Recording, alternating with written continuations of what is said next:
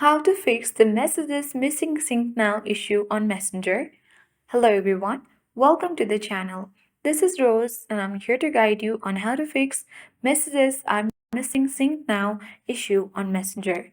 Watch the video till the end, and without any further ado, let's dive right into the video. First of all, launch Messenger application on your device. Make sure to log into your account. Now tap on three-line icon at top left corner of the screen.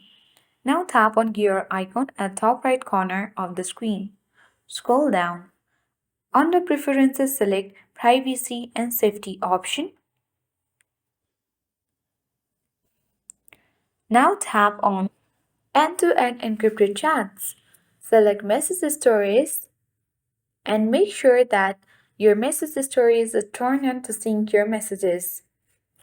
Tap on Turn on Secure Stories and now tap on Continue and create a 6-digit PIN. And after that, you need to save your encryption key in iCloud Drive to keep a backup. So that's how we can easily fix messages missing sync now issue on Messenger. I hope this video was helpful. If it was, then do like, share, comment and don't forget to subscribe. Thanks for watching and see you in the next video.